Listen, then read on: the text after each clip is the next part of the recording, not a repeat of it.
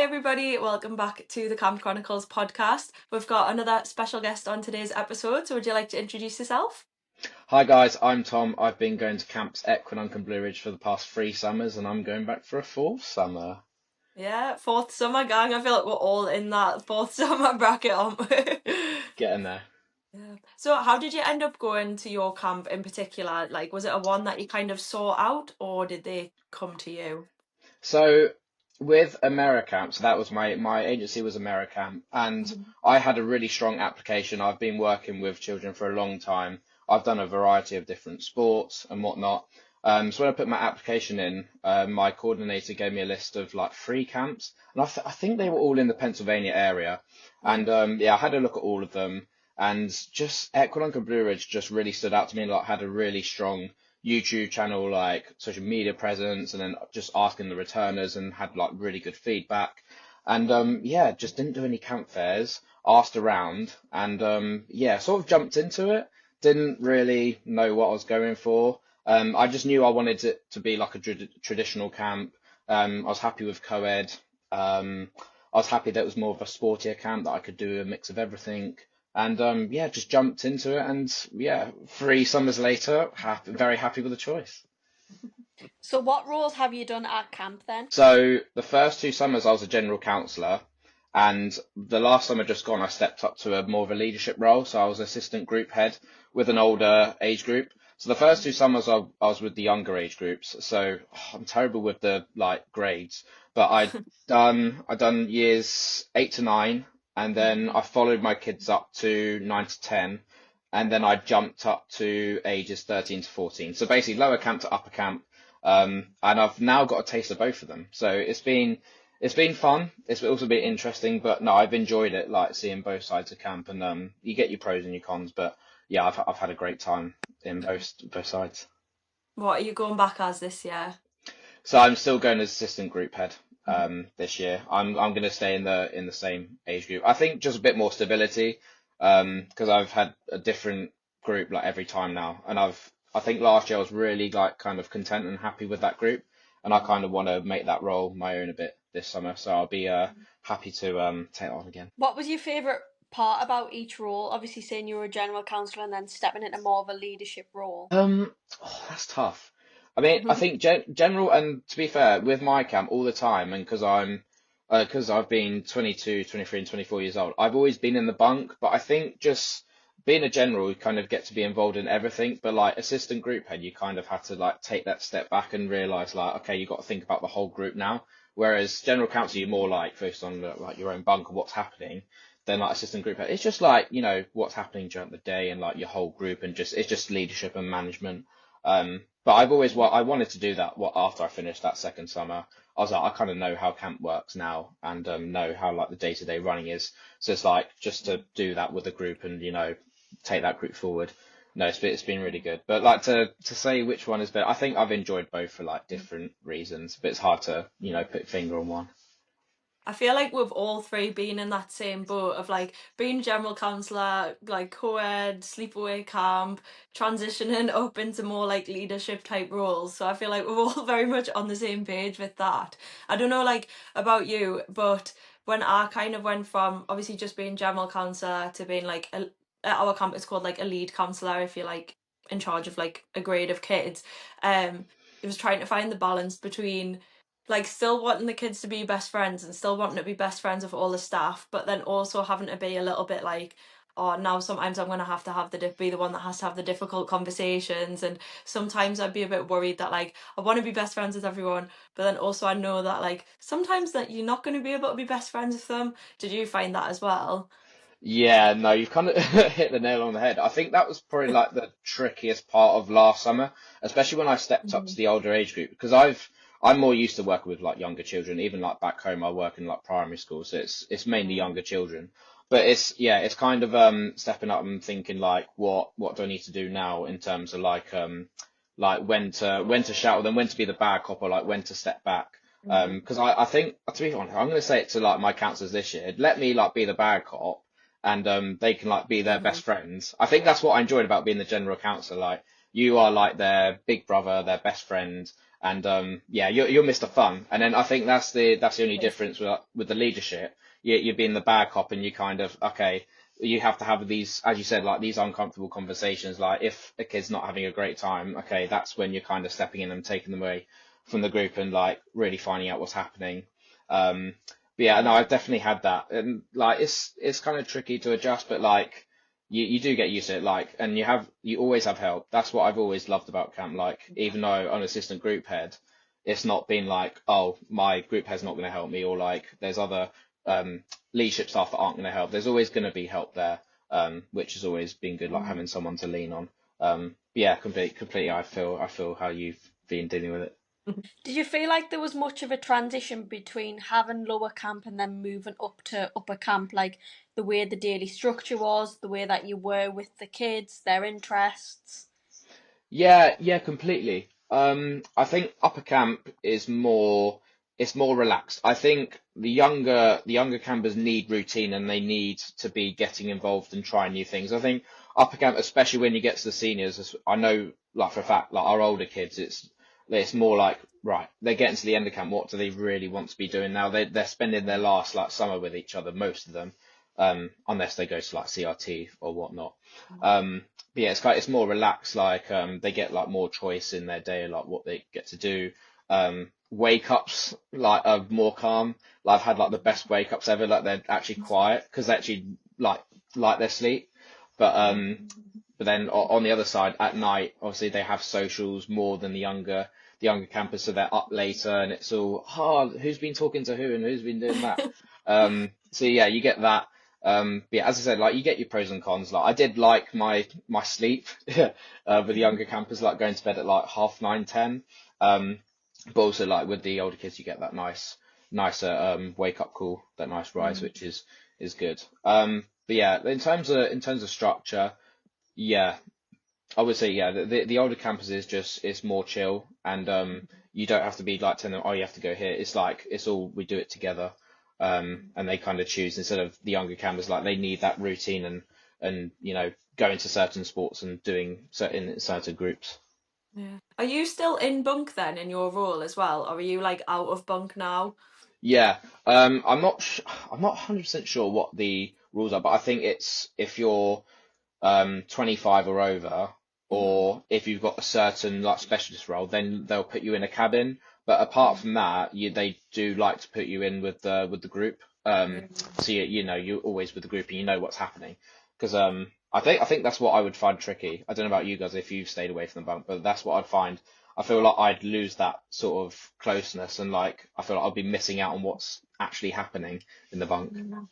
That's what I'm worried about this year, because like my role this year, I'll be in charge of like all of upper camp girls, so like 8th, 9th, 10th, and 11th slash like the CITs, like those grades, and I'll be out of bunk in like my own little room, and like I feel like everyone's like, oh, that'll be so much fun, but then also at the same time I'm thinking I'm just gonna be in a room like by myself, and I know I can go and sit in the cabins and stuff like that, but I feel like that's like part of the magic of camp, isn't it? Like being in the cabin with everybody. Yeah, no, completely. I think like even like that was the best part, like being a general counsellor. Like you know everything that's going on, and yeah, there's always something happening at camp. That you never get a quiet day at camp, but no, that's the part of like why you do it, all the fun of being in the bunk and getting to know all the gossip and all the fun.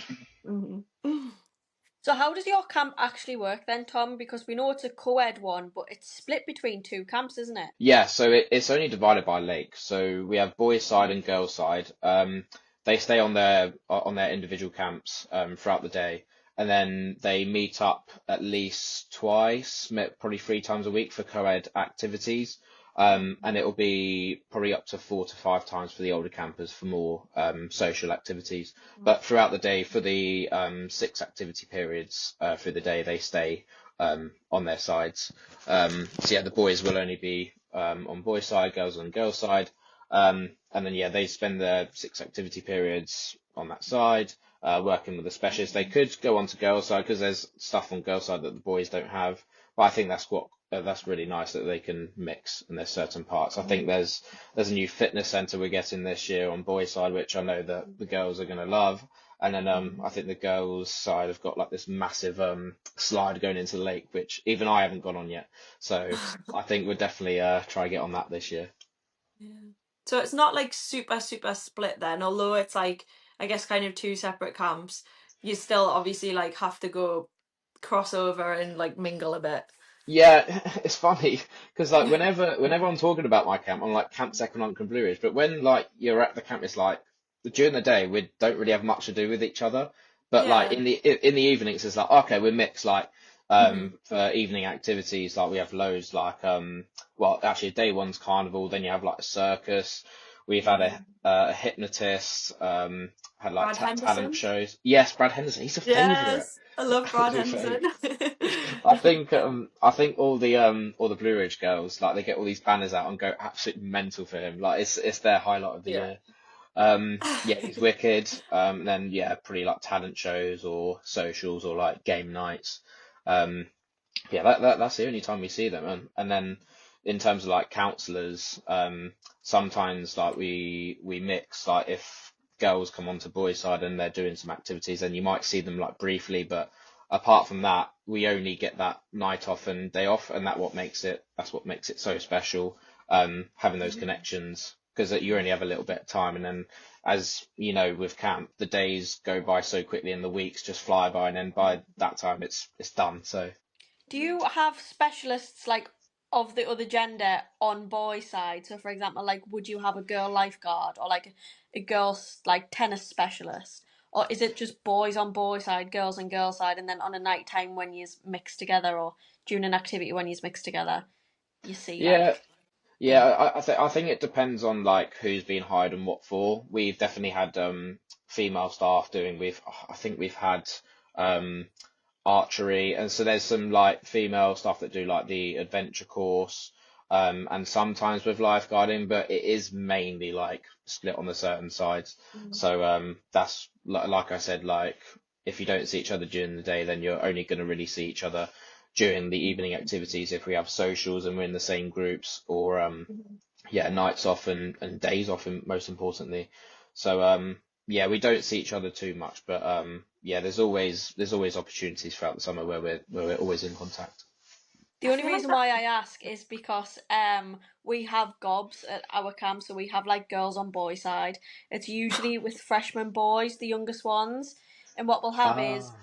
there'll be a general counsellor, but for freshman boys, but they'll still like sleep on girls' side, but they're likely to be in like their own bunk, like a staff bunk. So I was just curious to see how it worked at your camp. Yeah, no, I mean, I think it's actually key that we actually have two female group heads in like the youngest groups because I feel like in that age group they need a camp mum, and it's like it's all good like Mhm. having like male and like boys on boys side, but I think some of the youngest kids they need that like female touch, and especially not everything's going to be dealt with male and like females, and we all have like different views on like everything. So it's just nice having them to work with on that side. So yeah, we do have the female group heads on boys side for the youngest group, but apart from that, we mostly have the female staff on girls side and then the male on boys side. Yeah. It must be weird though, like if you like staffing wise as well, like you kind of like don't really cross paths that much. I can imagine if you're like a lower camp, like freshman cabin counselor, and obviously you don't get as much co-ed time, you don't really see the other like female staff, for example, and then you've got like nights off and days off with them. It must be like weird because you're like, who is this stranger? Like I never see you, or does it? You still just feel like friends straight away when you have time off? Yeah, I think girls and boys side are very different. I think girls they have different sports as well. I think they also do a try. They're volleyball. They play more volleyball, and they've got like a Mhm. massive like playground. And then boys, we got some other different sports. So it's just crazy like comparing. But yeah, Mhm. as you were saying, like we don't really see each other a lot, and then you could literally be like 3 weeks in and be like, "Do you work in my group? Do you work in my group?" But as soon as you start chatting about like how the campers are, then it's instantly like, I can relate, and especially with the older Mhm. campers, it's like, oh, okay, I've heard about that camper through so and so. So yeah, you could definitely relate on that level. Yeah. It's definitely one of the things of having older campers as well, though, isn't it? Like, yeah, I feel like you, especially at the times when they can socialise, you gotta have your ear to the ground so you can work out who's chatting to who and who you've got to watch out for, don't you? Yeah, and it's also your social time as well. It's Mm, important. Yeah, because especially when you don't get that opportunity during the day. That's what I kind of really liked about having the older campers. Is mhm, that we could chat to the other councillors, sort of see like how their days are going and if it's like any different to ours really. mhm, But no, it's very similar. Like older campers, they are just more chilled out and like being like having their own sort of schedule, which is nice. mhm. How does your orientation work then? Is it mixed? How long is it? What do you do during it? So orientation is a week long. Well, so the lifeguards come 2 weeks before everyone, and then so this year, so it's lifeguards, and then there's a group of media, adventure, um, and then there'll be all staff from that day, and then from that day, that's when the official orientation starts, and then it's Mhm, a week orientation. It's a mix of talks by professionals in the camp industry. There's also great time for like icebreakers and lots of different activities and games. And then eventually in the evenings and sometimes the mornings, there will be some time to socialize and chat and get to know each other. And also, especially when you're getting closer to time, you'll get to know like your groups. And then in the final few nights of orientation, you finally get to sleep with like the counselors that you're going to be working with. It's nice, like bonding time, getting to know them because it's going to be the guys that you're going to be staying with for the next 7 weeks. So it's mhm, nice having that time. It's full on, but there's lots of different activities that sort of get done. So like for the icebreakers, yeah, lots of different games, and it helps, especially last year when I was the assistant group head, it helps us decide who needs to go in what in different groups. It's really helpful. So yeah, they're really good. And then we have serious, like the talks from the camp leaders in the camp industry. Lots of different chats, lots going on, but it's super fun. And yeah, it's like you don't really get a minute. It's like camp for the counsellors. Like if the mhm, campers on there, like we're on the basketball courts, we're playing together, or we're on the soccer field, or we're hanging out. We get a pool party, which is quite nice. It's probably one of the mhm. highlights of orientation. Just being able to hang out and chill and have that important social time before the crazy stuff begins. It is crazy though. As soon as the kids get there, it's like you don't get a chance to catch a break, do you? We literally just like 2 hours ago filmed an episode talking about like the first day at camp versus like the last day of camp and like how the first day, especially when it's your first summer, is so just like overwhelming and you don't know what's going on and you're like, who are all these millions of little kids running around and you just sometimes you just don't know where to put yourself or what to do you? Yeah, no, I remember that first. So it's 2022, that first summer, Mhm. and yeah, it's kind of a little overwhelming, but yeah, the best thing I done, I just kind of sat back and just kind of observed and like let the kids sort of ease into it.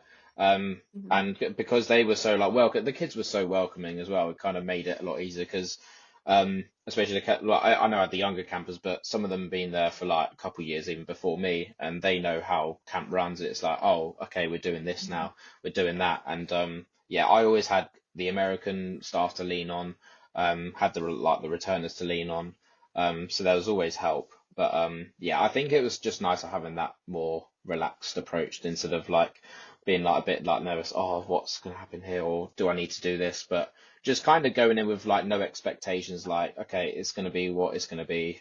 Just giving everything a go and just trying your best because that's all everyone asks of you at camp really. No one expects you to come in and be like wonder star counselor and have everything sorted and organised. But as long as like you're giving your best and you know being yourself, that's all they ask for really.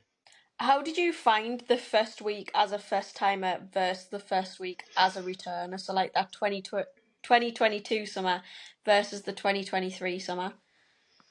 Oh, like the return of summer, you come back is like, yeah, you're the man. You know everything. Like, okay, I'm just gonna hang out here now.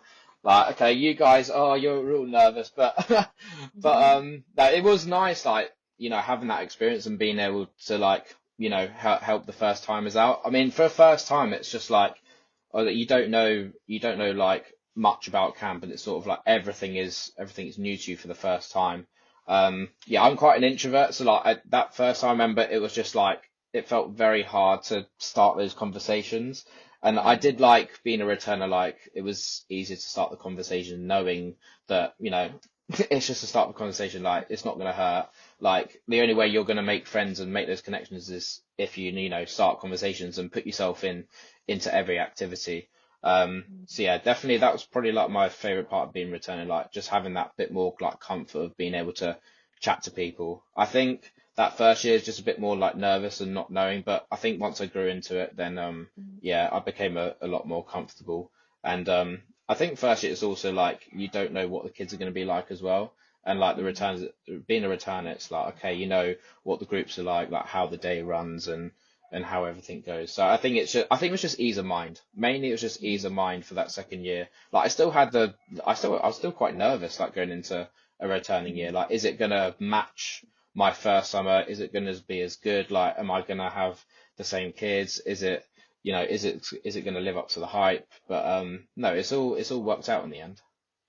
Yeah. I feel like it's kind of like a second year syndrome sometimes. Or I found like when I went my second year, like I didn't like have a bad summer in any way, shape, or form, but like it was just like different. So like sometimes obviously everyone goes into first summer with expectations, but then when you come back for your second or third or fourth summer, as we'll be going back for, you kind of need to learn to like not have any expectations at all because the likelihood is you've returning summers are not going to be anywhere near the same as your first summer for whatever reasons. Yeah, that's why this summer I'm really trying to not get like too upset that people aren't returning, especially because it's my fourth summer and we only have like a few members that are returning from the 2022 summer, but there's like a few boys that I've really like wanted to come back and they're not, and I've really just had to accept that because I really don't want that to ruin my upcoming summer. I don't want that to be like, the downfall of the summer where I've been like, moody all the time, like, oh. Danny hasn't come back. Oh, I'm just gonna like not talk to anyone. Just trying to put that aside and like be like, okay, I've had three amazing summers. Like, why is this one gonna be like any worse? Just jump into it and not judge it. Don't put any expectations in and just dive in and see what happens. I found as well, like last summer, a lot of my friends didn't return, and it made me like make friends more than what I was like in 2023 because you have to put yourself out there.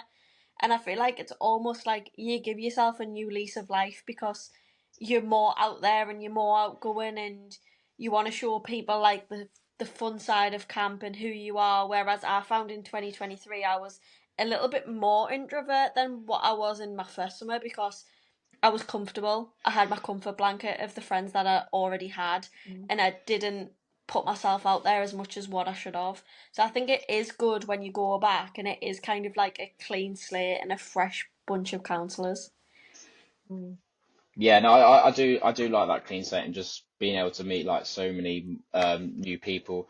And it was made easier because like I know me and Ellen we will like work with AmeriCamp a bit, like post about AmeriCamp, and so my camp doesn't have like a massive like TikTok or Instagram presence. Like it's growing, but it's not like massive.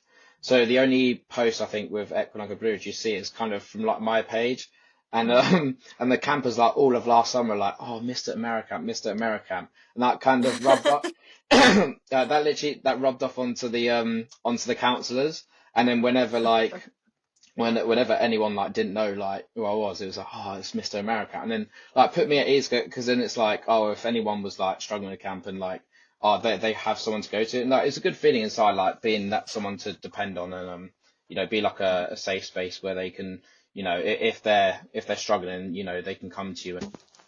Like I find that now even before going to camp, like I get like quite a lot of messages from like mostly like the girls obviously that are staff that are coming to camp for the first time this year, like coming to my camp, and they'll like obviously because I'm posting stuff on TikTok like relentlessly, Yeah. um they'll like obviously see that and then message me and be like, oh like what's this or what's this or how do you deal with this or how do you deal with that, and like personally I love talking about camp, so I am more than happy to answer literally anyone's questions about it.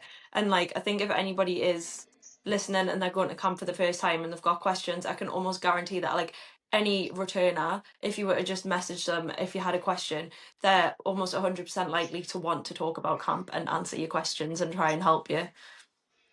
Yeah, I think there's no silly questions at all. Like anything can happen at camp. So like any worries. I know that when I was like as we mentioned at the start, when I was looking at my camp, I didn't really have a lot to go off.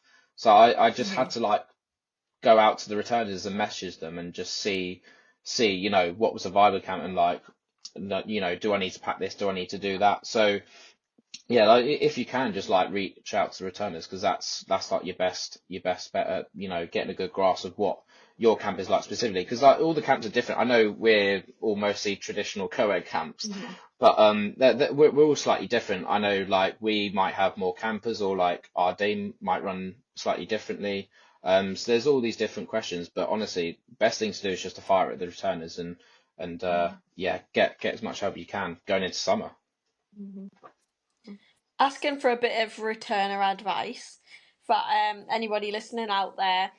What did you do to kind of help form bonds with your campers when they arrived? That being obviously your first summer and every summer after that. I've done well, especially from like if we're talking about like arrival day. So it's just really important that it's just that arrival day is not too intense. And I think I've done a video on it recently where it's just like it's just kind of been like a chill, like especially with the younger campers, like just getting them out in a group game together. And yeah, so what I've done before is like get some like American football, like they love baseball, and just doing a game of catch, and then they would just introduce themselves as we go through it. And like the easiest thing, because mine's like my camp's like it's mostly a sports camp, so it's like, okay, what sports do you like watching? What sports team what sports teams do you follow? And it's just sort of like those nice like icebreaker questions without like without the kids feeling like it's an interrogation. And yeah, just trying to relate on their level as well. Like the most kids, I suppose we have some kids from Florida, so it's like being able to understand like, oh, they've traveled quite a way, and especially we've come from like our different countries, and just being able to relate on that level. So just yeah, just getting to know them through like chill activities. And to be fair, like some kids will open up straight away and talk for their country and like talk for ages, and then some might take a bit of time to open up. But just being an open book, like being proactive, being around the bunk, especially in those opening days. If you're not around the kids and you're just like with your counsellors more, then it's gonna show in the following weeks. And then the kids, like if they have like issues coming up, they're gonna want to go to their other counsellor. They're not gonna trust in you, especially being a general when you're supposed to like be looking after them pretty much 24/7. You need to be a counsellor that they can rely on and trust and have that bond with. Yeah. Did you find it easy as well to like have good relationships with your co-counselors too? Like, have you always had good co's that were kind of like open, easy to get along with, that you've Yeah, had that relationship with? yeah, I feel like, and especially when I was being in a leadership role this year, I literally said to the councillors before, I'm quite chill. Like I'm not going to be like barking orders. Like if you feel like you have an issue, come to me and we'll sort it out. And like I'll do my best to do what's like the best for your interest. But essentially, at the end of the day, I'm going to do what's best for the kids. But yeah, I've always like tried my best to like reach out and make sure that they're okay because um, especially from a first time, I know how it feels when you're having a rough day and like it feels like the world's coming against you and like you're tired, you're exhausted, you're a bit run down, and like I don't know, you might have not had your favorite lunch, you're a bit moody, you're a bit fed up. But just being that person that they can lean on and that they can really like trust and get advice from, yeah, just being really open and welcoming. How did you find that middle ground between like being a leadership member of staff, but then also like having that relationship with your counsellors as well? Because I think that is something that going into a leadership role for the first time, it was something I definitely worried about last year, was finding that middle ground, that line where you don't cross the boundary of being leadership or you don't cross the boundary of being friends kind of thing. Yeah, it's tricky. I think it's probably one of the trickier things that you don't think about going into the role. But yeah, I always says it's like doing what's best for the kids, but I'm always gonna like prioritize like make sure like the friendship's strong as well. Like, Mhm. I'm gonna make sure that you try have like your best camp experience, as well as, making it great for the kids. And like setting like clear boundaries, like, okay, it's fine, like you can have like that night, or like if we had to change shifts or like give periods off, be like, okay, you have that, but you need to do that for me. So just setting clear boundaries from the start and like letting them know like what you expect from them, I think just kind of makes your life easier and just doesn't cause any problems. I think that's the only real thing that I would probably suggest. But apart from like before, like I said, like having open, clear communication, so like you won't have problems pop up in the future, and being like really approachable. So again, like they feel comfortable coming to you if they have any problems or any worries. Yeah. How do you feel as well? And I know by no stretch of the imagination are you old, but I will also be going back to Camp 25 this year. And a lot of people do message me being like, I'm going to be 22. Is that too old to go to camp? And I'm thinking, no, definitely not. Like, but obviously some people do want to do camp for the first time when they are like 24, 25, 26. Do you ever feel quote unquote too old to be at camp? Personally, I don't, but do you ever get that? Yeah, the same with you. I don't, but at the same time, like I think it's no secret that our camp, I think we're going through a bit of a transition period. I think through COVID, we lost quite a few counsellors through that, and then Mhm. it's you have to hire like younger staff if you want to retain them and keep them as returners. And I think it's just getting through that phase, because I think last summer was probably the first summer that I did feel a bit older, but at the same time, I was still having like the fun experience. So it's never phased me that much where I've been like, oh, I hate this, I'm going home. But it's just it's something that you like, it plays at the back of your mind. But I still keep coming back. Like I'd still come back for like many years. It doesn't really phase me, but it's something that would play at your back of your mind. But honestly, camps, you get like 18-year-olds, you can get 22, 25, 28, doing lots of different roles. But at the end of the day, especially at my camp, age doesn't really matter. Like, I had a best friend in 2022, first year at camp, that was like 40, and like full on like parent with like two kids at camp, and it's like he's my favorite guy. But it's like age just doesn't matter. Mhm. Which is like something I like at camp. You can just be friends with anyone, and as long as like you're open, you're bubbly, like approachable, then yeah, you're gonna have those great friendships. I don't know if you find this, but I think like everybody that goes to camp has a very similar personality. Like when me and you met up before Tom after 2022 summer, like have not known each other. It was like we'd known each other forever, even though we'd went to different camps, but we'd been for a very similar reason. So I find that when you do go to camp, you're all there for a very similar reason, and if you're not there for the right reason, you kind of stick out like a sore thumb. Yeah, 100%. I think we've had in previous years we've had so many people leave in like the first week or like orientation because they just stick out and they realize like it's not like what they signed up for. They think it's a bit more like a holiday. Like, don't get me wrong, it depends like how you signed up and like what you like perceive summer camp to be. But I think most people like know what they're signing up for, and it is like a 24/7 job. Like it's nice it's nice when I first signed up, because I would have had at least 3 years like working with children, and that experience was like so vital. I couldn't imagine doing it with like no childcare experience or like 1 year. I think honestly, like I was just so glad just having that, because it made me like so reassured, and like knowing what I was getting into. Because then if I had like a really tough period at camp, I'd think about like my experience back at home and be like, okay, I mean, to be fair, I know it's American English, it's different culture, but I'd be like, Mm. okay, I've dealt with something similar before. Okay, like I know how to handle this. I think the more experience, the better. Um, Mhm. but anyway, like going back to the point, yeah, you get found out, and like it takes a certain personality to go work with children, and like be like loud, especially during like the big traditions at camp, where it needs you to be very vocal and loud, especially like color war. I'm pretty sure I lose my voice like within like the first day, because I'm like screaming non-stop. It takes a certain personality to work with children at some camp, and just working in such like a fast-paced, high energy environment. Mm. Speaking of traditions and stuff, what's your favourite tradition? Is it a colour? Is colour war one of your favourites, or is there anything else? Any other specific traditions that you would say are your favourite? Um, I mean, I'd probably say color war now that I got a position last year, so it's like I'm gonna be so biased.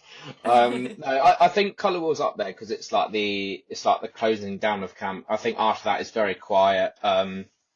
Yeah, not many activities happen. It's kind of like the kids are like kind of like checked out and ready to leave Mhm. after that.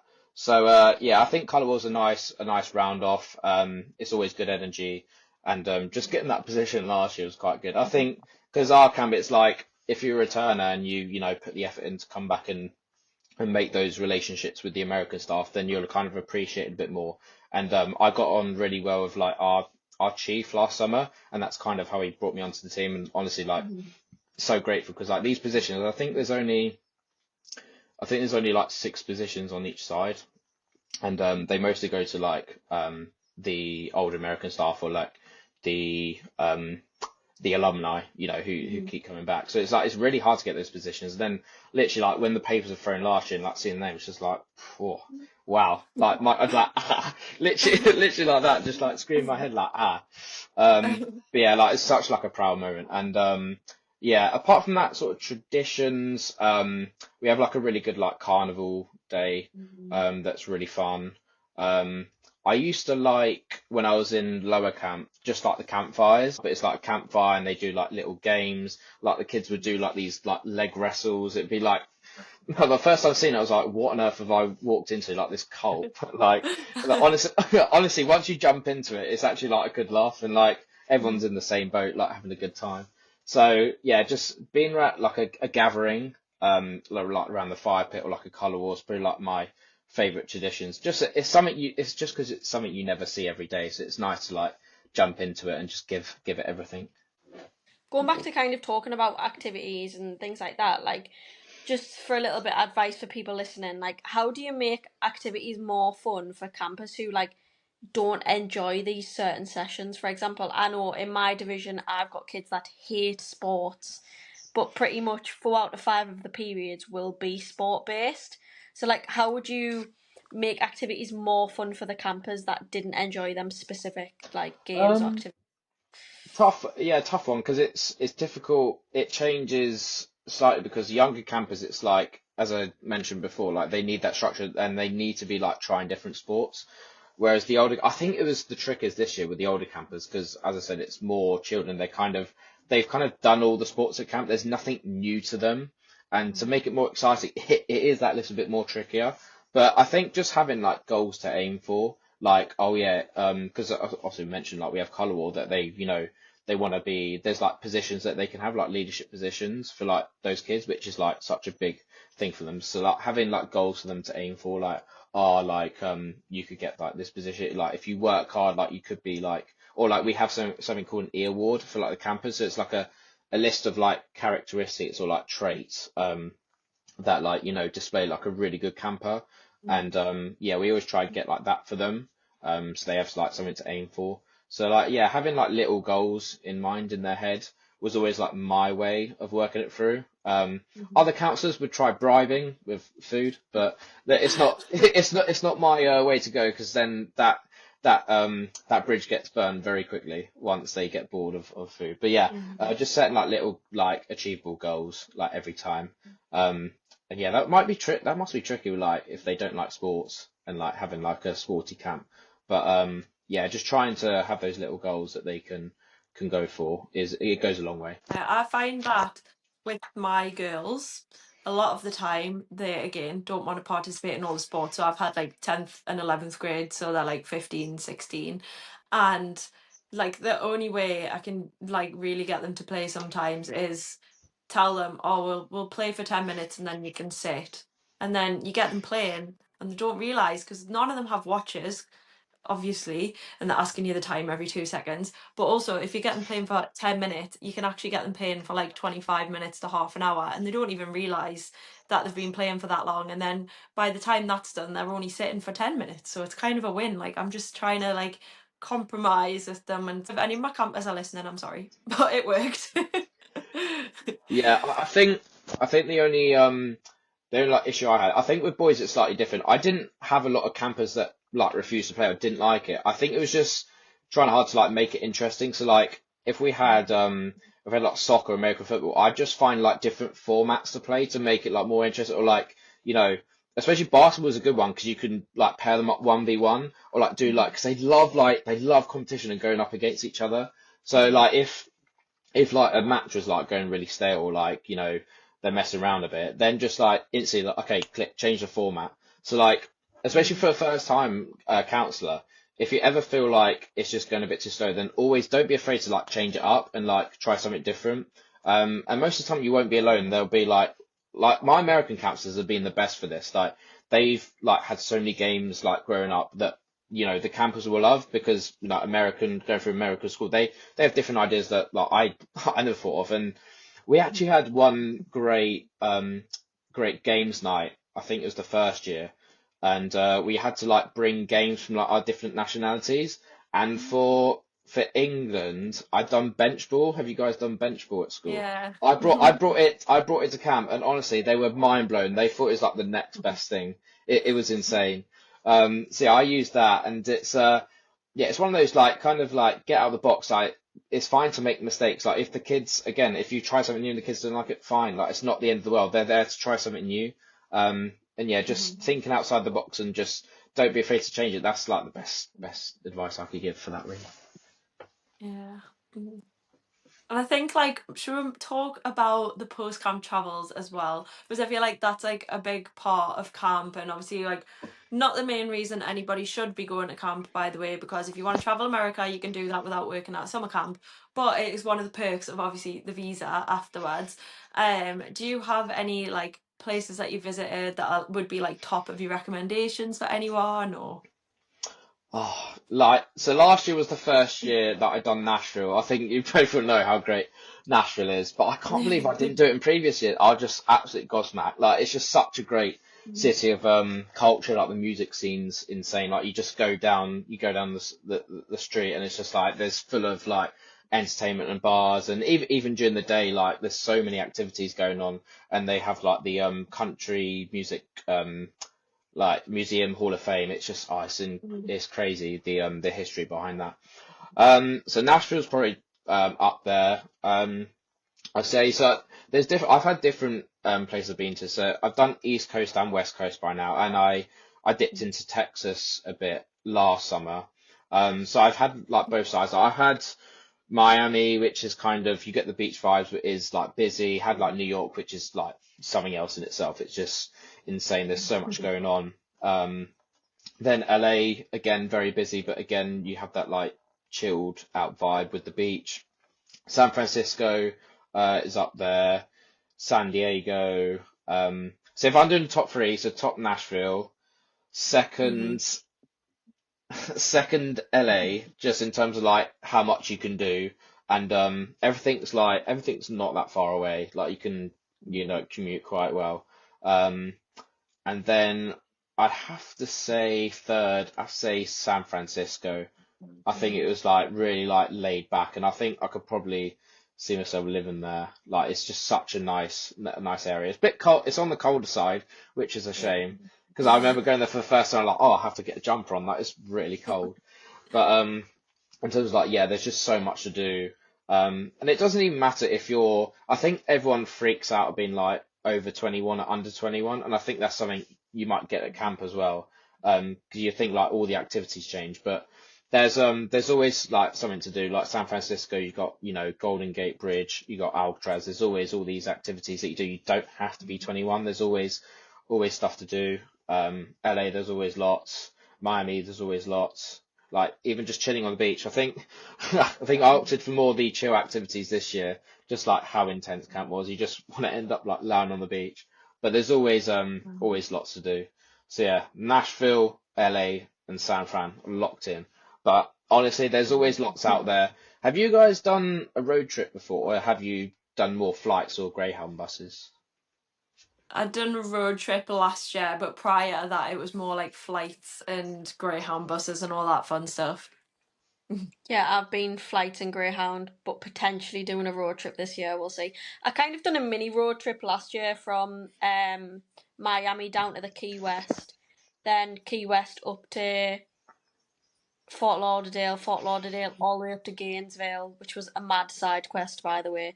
I literally drove 5.5 hours up to Gainesville for 2 hours with a friend, and then drove like 6.5 hours back because it took that long, and then flew to the Bahamas the next day. That was such a random part of my travels that can't even explain, to be honest. Is it a road trip that you're planning for this year then, Tom? Is that what you're thinking, or? It's tricky because I've always incorporated a road trip into every summer. So first summer in 22 was probably like the biggest road trip. So I've done most of the East Coast, going like from New York down all the way to the bottom, and sort of round up to Clearwater, like the top of there. Then flew over to West Coast and hit up LA, San Francisco, San Diego, and Las Vegas. Then the second year was kind of very similar road trip style, but just a couple more flights. I think the only new destinations that year was New Orleans. I think that was it. I did Florida and then New York and then San Francisco, LA. So again, the usual spots. And then last summer, the new places, Nashville and then Fort Worth, Texas, which actually, yeah, that's up there with a favorite. That's like a top five, definitely. So yeah, I've done a mix. I'd like to incorporate it because I do like the driving, and like the gas is fairly cheap over there. It's a lot cheaper here. And it's just trying to play with like the budget. So like it's been nice when you go through camp, like you keep going back, like you can negotiate it and get it higher, and it's nice like not having to try like grab every single penny and like bring like thousands along. But it just depends on the budget. It's worked out last year that I could take more flights than do a road trip, but it depends like who you're with. If you can get full car and do a road trip, then it works out really well. But then depends like what your spending habits like. Like if you want to only spend like 3 nights in New York and go to the fanciest rooftops and spend, then yeah, go for it. But then you might be going home like after that because you won't have money. So it just depends on the budget. And I think that's actually the biggest question I get all the time, like how much should I bring? But it's just completely like dependent on you and sort of what your plans are. Like some people only want to spend like 3 nights in one city and then go back, or you might want to do the east and west coast like I've done before. But it's just a bit of planning and like budgeting. But yeah, the world's yours. Like you can go to any part of America. It's big, it's massive. I keep forgetting how big it is. And that's like the hardest part of planning. It's like, oh, I can just hop over there. But it's like, no, you have to get like it's like a 12-hour car trip. Or it's like, it's a 10-hour flight. No. But once you get around that part, it's quite fun. Yeah. I found that though, like even we did a road trip through like Utah and up California, like literally being in like Salt Lake City, and then we drove across to Moab to do Arches and Canyonlands National Parks, and that like, I don't know, 4 or 5 hour drive, you literally felt like you were in a different country. Like because it's so vast, it is so huge. Like you can drive from one place to the other, even within the same state, and it just feels like you're somewhere totally different. But yeah, I've definitely had a lot of people ask as well about how much they should take for traveling, and like you said, you literally can't answer that question because it is so much on like personal preference, what you want to actually spend your money on. Like I pretty much always spend my whole wage traveling though, I would say. Every year. Yeah, yeah, just memories over money. Like just spend it. Money's always going to come back. Get those memories. Yeah, no, I'm completely behind you on that. Yeah. Is there anywhere that you wouldn't recommend people to go to? So obviously you mentioned, and whenever anybody mentions these two words, my face always changes. New Orleans. I would never recommend anybody going to New Orleans. However, I will say that my friend is trying to persuade me to go back, and I'm half tempted to go back just to see if it was as bad as I think it is. Yeah. But personally would never recommend anybody to go to New Orleans unless you were in like a big group of people. Yeah, no, that is my advice. If you do like even think about going, you need to go in a big group. I just, yeah, I can't really speak that positive about New Orleans. It's sad. Like I don't want to like put people off it, but at the same time, so my group we had a few scary encounters. Like just coming back from like one of the jazz bars in like in the evening, we had like a guy wielding a sword in the street, and it's like. It's like when safety's an issue, it's just a bit like, okay, this isn't very fun.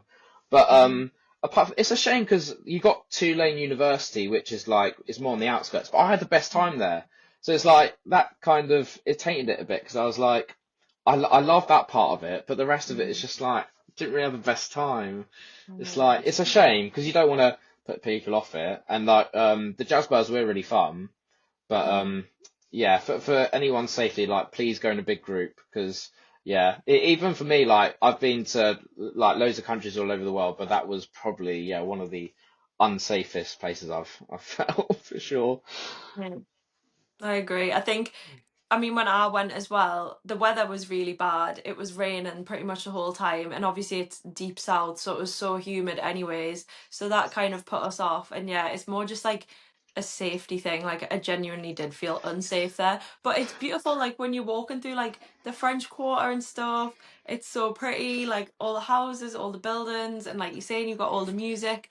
But then just like certain parts just do feel a bit unsafe. So that's something actually, if anybody is planning any post camp travels, research the places that you're going to before you go. I, I, I was literally going to say, so for New Orleans, we drove up from Clearwater, and Mm. so we done our research on New Orleans, like what we wanted to do, but we didn't like do like that much of like a background check, you say. So so I travelled with another guy, Sam, and then Verity and Zoe, so two guys, two girls in our group. And we're driving up, and then Verity's like looking at, okay, what we're going to do there. And then she just comes across like, oh yeah, do you know New Orleans is like it's got the worst like crime statistics in the country. I was like, thanks for that. Like we're gonna stay Great. for like 3 nights, but yeah, thanks for that. It's gonna put me at ease. But yeah, like you said, and like you got to do your background check. Like even when like the places can like be glammed up, even like San Francisco, Mm. they had like I think we were doing a tour of the Lombardy Street. Yeah. Yeah, that's it. The What Wonder. you Yeah, mean? yeah, Lombardy. We were doing that, and as we were like cycling some bikes round, we saw like a back window getting smashed into, and then we were thinking about, oh, what's our car? Is our car safe? Because we had a hire car. It's just like, Yeah. yeah, you just got to be so careful. Like, just do your background, like where you're staying, like if you're getting like Airbnbs or I know hostels are like are probably good for like being cheap. So yeah, just make sure you're doing your background check. Like it's never worth like getting the cheapest place if you're going to be unsafe. So just Mm. always check before you travel. Yeah. If you book in a hotel and it's way cheaper than every other hotel, it's probably There's cheap for something a wrong. reason. Yeah, 100%. So, to round off this episode, Tom, would you like to give us your best piece of advice or your words of wisdom for anybody going to camp this summer? Um, oh, tough one because you could literally give anything. No, my best advice would be to jump into absolutely everything and take it as sort of like a I think camp for me has been like it's taken me back to like my childhood and being able to like try new things. So just jumping into everything. I know last summer, so like it's a game called pickleball. So it's like the tennis but like Mm. these small courts and like never even heard of it or played it. But yeah, just jumping into that and like when the kids have free play, I'll just jump into that and like supervise. But I'd end up like playing and just like getting really into it. And then like first thing I do when I'm back home, oh, is there like any pickleball courts like nearby? So I think like just in that aspect, like you can pick up so much, like new skills, new sports, or like um even if you're chatting to different people, like you might pick up something from different cultures or like build those new friendships. So just jumping in with like no fear, because at the end of the day, like everyone's there for like the same reason to make new friends, and yeah, no one's there to. It's like such a lovely like non-judgmental environment. Like everyone's very positive there to make friends. So just jump into everything. Like even if you're an introvert like me, have those tough conversations to start with, but then after a few weeks, it's not going to feel very tough at all. Like you're gonna find your way, like get comfortable, and then by the end of the 8 weeks, then you'd be like, oh, okay, I want to stay for a bit longer now, and then that's how you, like us, how you keep coming back for multiple summers. That was great advice. Well, we've absolutely loved having you on the podcast, and we would definitely love to get you on again for another episode. I feel like we could keep talking forever. But thank you so much for coming on, and we hope you have the best summer. Hmm. Agreed. Thank you guys. Thank you guys. Honestly, summer 25, let's get it. Can't wait.